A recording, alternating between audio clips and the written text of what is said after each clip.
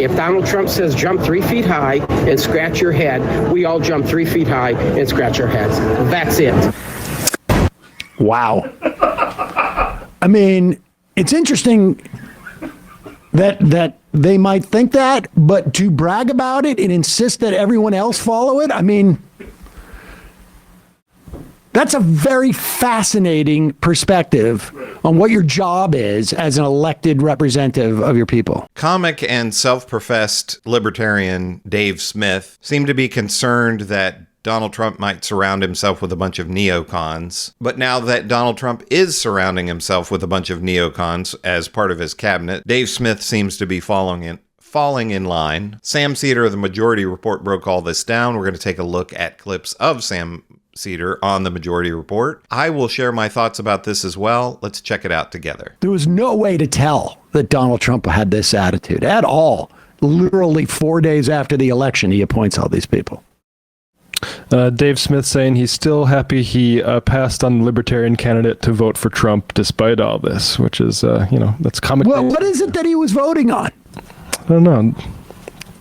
He did say Marco Rubio is a disaster. Might as well give Liz Cheney the State Department. Interesting. I mean, look, he's a comic Dave Smith, not administration staffer Dave Smith. So I love how people can sort of slide back and forth. I mean, so what I don't understand is if he's a vote for lesser evil from his perspective, which is what it sounds like he's saying, why does he identify as a libertarian all the time? Yeah, just be a Republican, Dave. Well, he is a Republican. Why is he pretending? I mean, at the very least, like, I own the fact that I vote for the lesser of two evils. Right. And I don't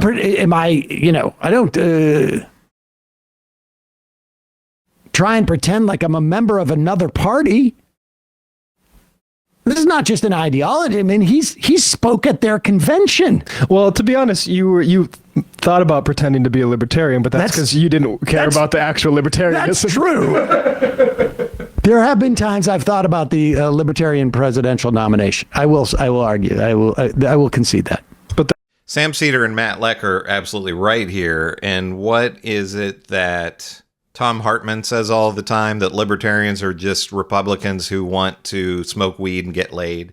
So, how many really libertarians are there who are voting Democrat? At the end of the day, libertarians are mostly Republicans, and it sounds like that's what Dave Smith is. That's just like him. You don't really respect it and want to use it for a political vehicle.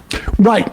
Exactly. I would have done it ironically. He does it. He pretends not to do it ironically.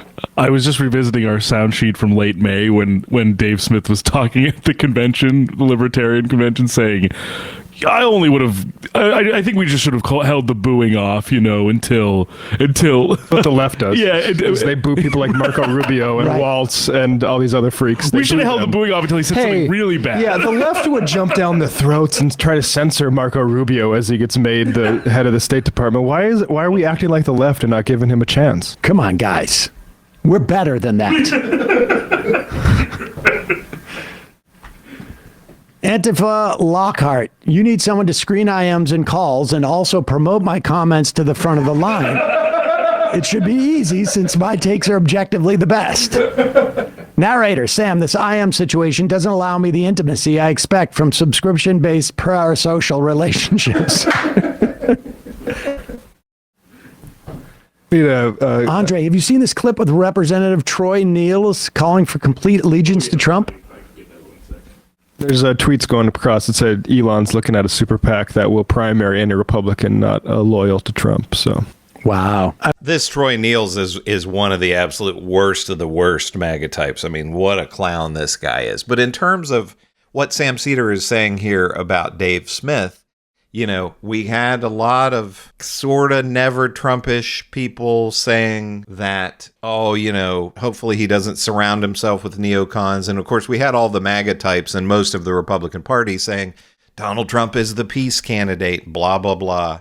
And, now he's surrounding himself with a bunch of neocons and a bunch of war hawks like Marco Rubio. So, I mean, are people really that dumb that they really think that Donald Trump is a peace candidate and is not going to be a warmonger. And in terms of voting for the lesser of evils, I'm like Sam Seder. I know that Sam didn't like Joe Biden at all. I didn't really hear him say much of anything negative about Kamala Harris, but I just think about myself personally. I'm always voting for the lesser of evils. Hillary Clinton, Joe Biden, Kamala Harris, none of those three would have been my choice for the Democrats' presidential nominee. But I voted for them because they're not nearly as bad as Donald Trump. But I'm not, of course, I'm nobody, but I'm not going to their convention, the Democrats' convention, and being like, yay, Biden, or yay, Kamala. I mean, wow. Just all the money in the world, apparently. I mean, he does.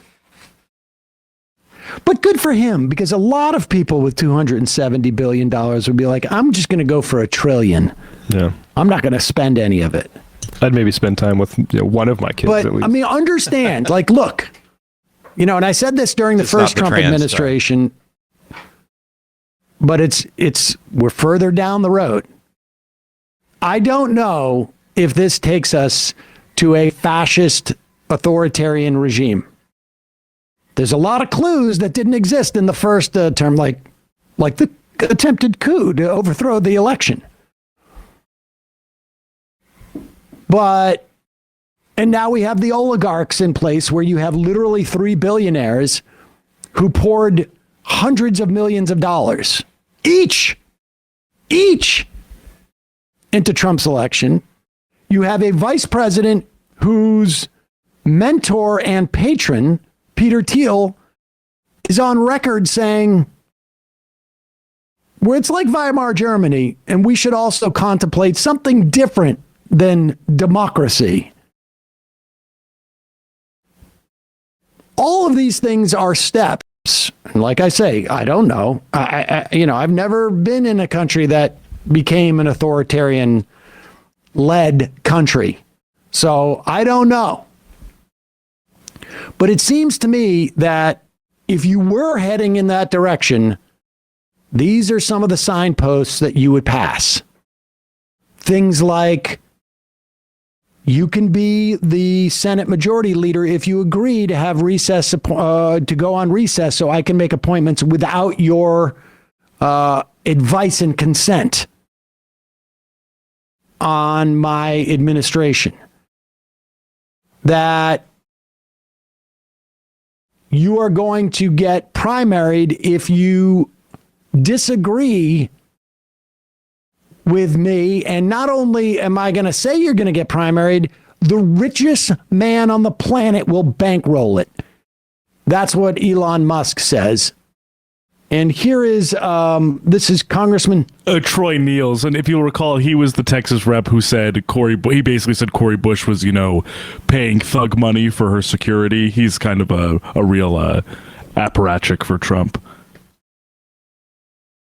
There's no question he's the leader of our party. So now he's got a mission statement, his mission, and his goals and objectives, whatever that is, we need to embrace it. All of it. Every single word. If Donald Trump says jump 3 feet high and scratch your head, we all jump 3 feet high and scratch our heads. That's it. Wow. I mean, it's interesting that they might think that, but to brag about it and insist that everyone else follow it, I mean,